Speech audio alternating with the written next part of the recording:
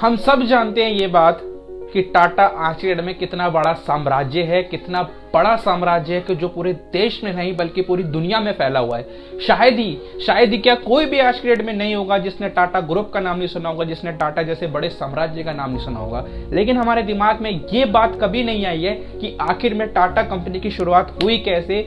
इस कहानी के पीछे, इस टाटा कंपनी की इतनी बड़ी कहानी के पीछे आखिर में है कौन और कब और कैसे शुरुआत हुई। नमस्कार दोस्तों, मेरा नाम है अभिषेक कश्यप। आज बात करेंगे हम लोग टाटा ग्रुप के बारे में। इस कहानी की शुरुआत होती है 1839 में गुजरात में, जहां पर टाटा के फाउंडर जमशेदजी टाटा जी का जन्म हुआ था।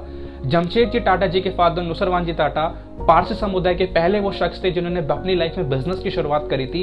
वो बिजनेस को करना चाहते तो इसीलिए वो गुजरात से मुंबई शिफ्ट हो गए और वहीं से अपने बिजनेस को करने लगे। एक्सपोर्ट इंपोर्ट के बिजनेस को अपनी पूरी फैमिली के साथ वहीं से शिफ्ट हो गए थे। जमशेदजी टाटा जी ने अपनी कॉलेज भी वहीं से करी, अपनी एजुकेशन वहीं से करी और एजुकेशन के साथ साथ वो अपने फादर के बिजनेस में भी इन्वॉल्व हो गए और वहीं पे वो अपने फादर के साथ में बिजनेस भी करने लगे, एजुकेशन भी करने लगे। अपनी कॉलेज के साथ साथ ही उनकी शादी भी हो गई थी। शादी के बाद वो कॉलेज भी करने लगे और बिजनेस को भी देखने लगे। जब उन्होंने अपनी एजुकेशन को कंप्लीट करा उस कॉलेज से, बहुत ही मुंबई का फेमस कॉलेज था वो, जहाँ से उन्होंने अपनी एजुकेशन को कंप्लीट करी और उनके दिमाग में कीड़ा घुस चुका था कि उन्हें बिजनेस को अपने बहुत बड़े वर्ल्ड लेवल पे करना है। एक बहुत लंबे विजन को उन्होंने देखा था, तो इसीलिए वो काफ़ी देशों की यात्रा करने के लिए लेकर गए। वहाँ पे जाके बिजनेस को सीखने के लिए चले गए। वो यूरोप गए, वहाँ रशिया गए, इंग्लैंड गए, अमेरिका गए, ताकि वो बिजनेस को और अच्छे लेवल पे सीख सके और बिजनेस को बिल्ड करने लगे।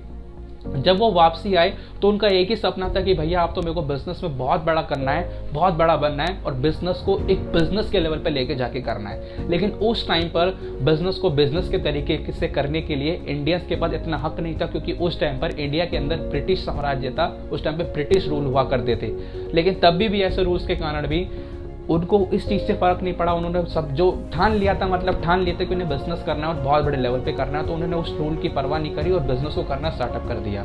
और 1868 की बात है ये, जब उन्होंने कंगाल हुई हुई ऑयल मिल को खरीदा जो बिल्कुल लॉस में जा चुकी थी। शायद इस ऑयल मिल को खरीदेगा तो जमशेदजी टाटा जी पहले वो शख्स बने थे जिन्होंने उस ऑयल मिल को खरीदा।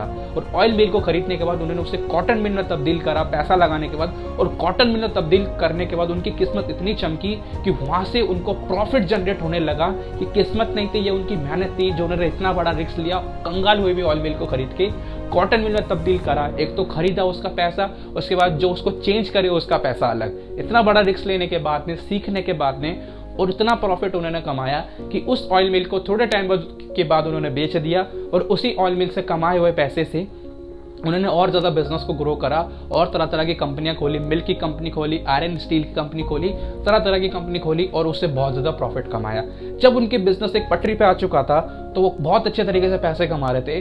तो एक समय की बात है, वो अपनी पत्नी के साथ में मुंबई शहर के लिए निकले हुए थे। तो उनकी पत्नी को भूख लगती है, तो मुंबई में एक बहुत फेमस होटल था, वेस्टर्न होटल। तो वहाँ जाने के लिए, वहाँ पर वो खाना खाने के लिए जाते हैं। लेकिन उस होटल का जो चौकीदार होता है वहीं पर उन्हें रोक देता है। कहते हैं कि आप यहाँ पे अंदर नहीं जा सकते। उन्हें धक्के मार के वहाँ से बाहर निकाल देता है। ये चीज़ देख के टाटा जी के दिल में बहुत बड़ी ठेस पहुँचती है कि आखिर में मेरे साथ ऐसा हुआ क्यों। और इस चीज़ से ज़्यादा ठेस उन्हें तब पहुँचती है जब वो उसी होटल के एक गेट पर एक बड़ा सा बोर्ड लगा देखते हैं। उस बोर्ड पे लिखा होता है, dogs are Indians are not allowed. ये देखकर वहीं पे वो इतने टूट जाते हैं। लेकिन उस टूटने के कारण वो इतना बड़ा संकल्प लेते हैं कि इस होटल से अच्छा, डबल और लाख गुना अच्छा मैं भारत देश में खोल के दिखाऊंगा। थोड़े टाइम रुक जाओ, मैं खोल के दिखाऊंगा। और हम सब जानते हैं कि 1903 में दिसंबर के महीने में इंडिया के सबसे बड़े, सबसे फेमस होटल, जिसमें आज भी हर किसी का सपना है जाने का, उस संकल्प के कारण टाटा जी ने खोल के दिखाया, जिसे आज हम सब ताज होटल के नाम से डालते हैं। जी हाँ दोस्तों, ये वही ताज होटल है जिसमें हर किसी का सपना है मैं जाके खाना खाऊं। तो ये उसी टाटा ग्रुप का होटल है जिसे शुरुआती दौर में जमशेदजी टाटा द्वारा खोला गया था, जो उनकी सबसे बड़ी कामयाबी अब तक की मानी जाती है। अगर कहा जाए कि टाटा की सबसे बड़ी कामयाबी क्या है तो उसमें केवल ताज होटल का नाम दर्ज किया जाएगा।